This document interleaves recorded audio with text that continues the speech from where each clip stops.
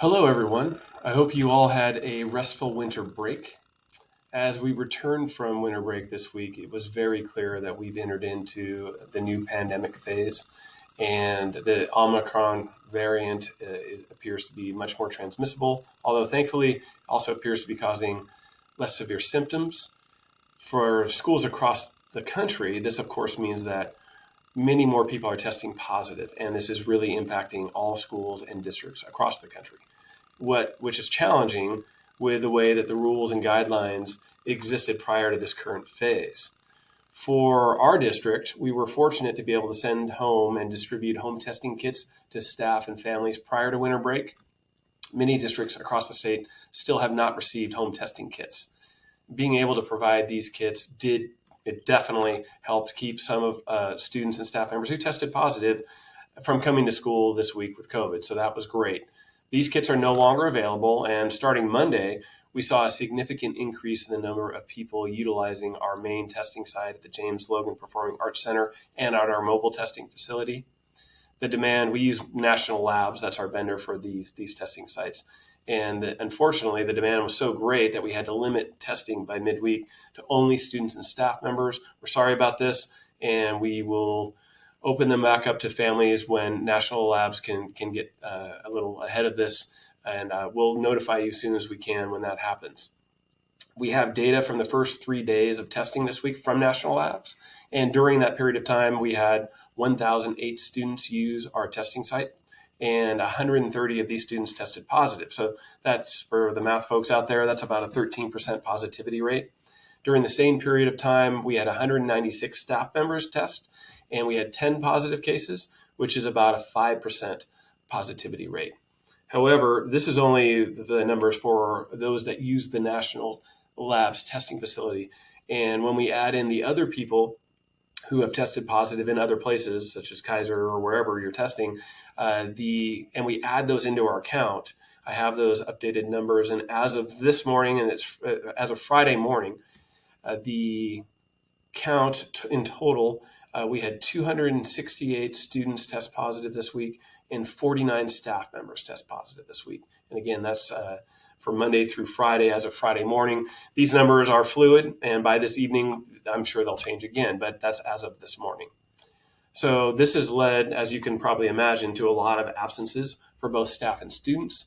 And it's made it challenging to keep all of our classes, which, as you know, at the start of the year, we've had difficulty finding substitutes and staffing. We've had staffing issues anyway, and this has made it worse. As of this week, for all 5 days, we had a total of 138 uncovered classes, and that's an average of about 28 classes per day. And because of this, we have been, and we will continue as long as this continues, to do things differently. There are times where we will be combining classes, and where we'll be having classes in different locations, such as multi-use rooms. We have certificated staff members who are not normally assigned to the classroom, including district office staff, helping to cover classes every day. So it's worked. It's been challenging, but we made it through week one. So this inevitably this inevitably gets people to ask the question, well, okay, will our schools close? And the short answer is no. I don't, as of this time, I don't see that happening. I was in a meeting yesterday, several meetings yesterday, but the most pertinent one was a meeting that was held with superintendents from across the state. And at that meeting, we also had a California Health Department official, apparently one of the officials that sits on the panels that reviews what's happening in schools. We had a representative from the state government, and we had members of the California State School Board all on this call. And the message was clear from all three of those groups. And it was reinforced repeatedly that they believe, particularly the public health officials, that our students and our staff members are safer in our schools when our schools are open. And the numbers have shown that up to this point anyway. I mean, this is, again, we're in a new phase now, but throughout the year when we're utilizing our mitigation measures effectively, this has been true.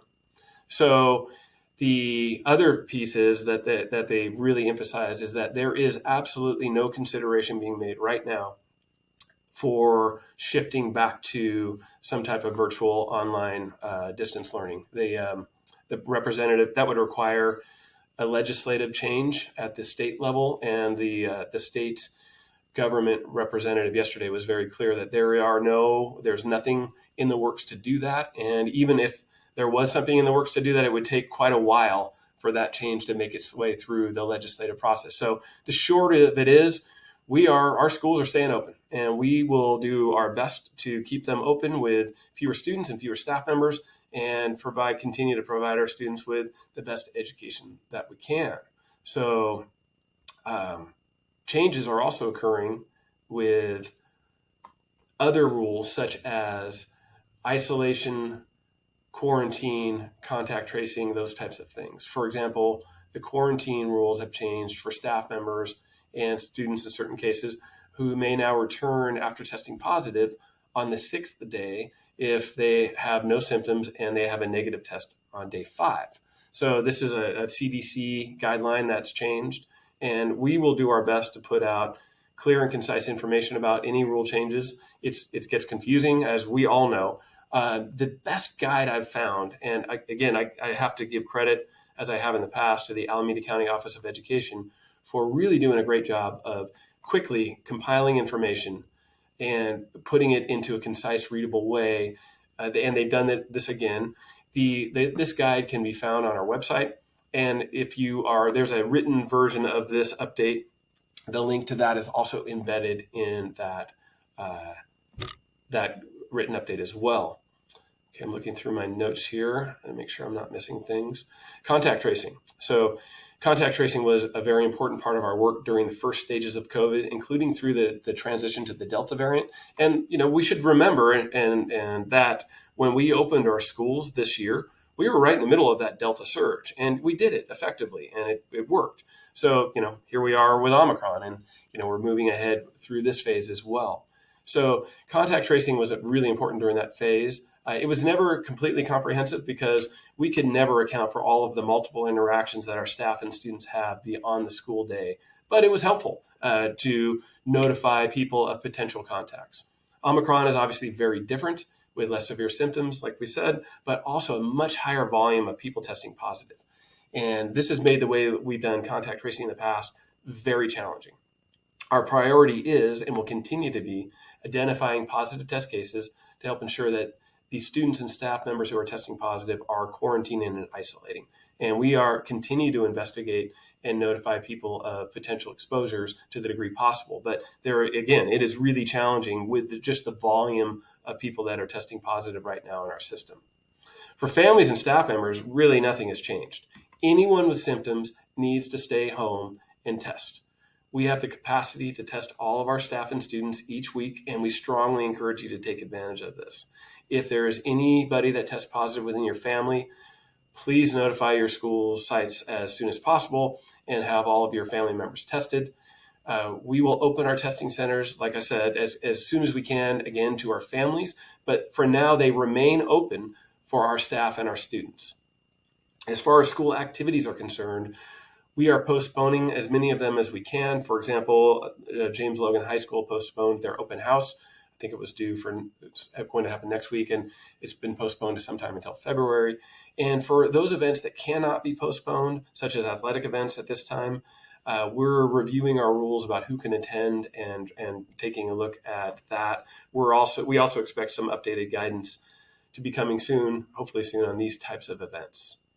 So before I close, I really need to give some thanks and some credit to our teachers and other school site staff members who are doing a great job of being very flexible, of adapting to rapidly changing conditions, to helping us keep our schools open. And it has been, how many times have I said this? This has been one of the most interesting and challenging weeks that I've seen in my career, and certainly during the pandemic. And I'm just, again, heartened by the support and the understanding of our families, and by the Herculean efforts of our staff, our principals, our clerical staff, our teachers, adjusting, adapting. Thank you so much. It's been amazing what you've been doing, and I really appreciate it. As your superintendent, I'm committed to communicating with all of you, our staff, our families, as clearly, as concisely, and as frequently as possible. Our goal this month is clearly to keep our schools open with all of our mitigation measures in place to provide our students with the best education that we can. So thank you again, everyone, for your cooperation, and I will continue sending out updates as frequently as I can with new information. Thanks, everybody.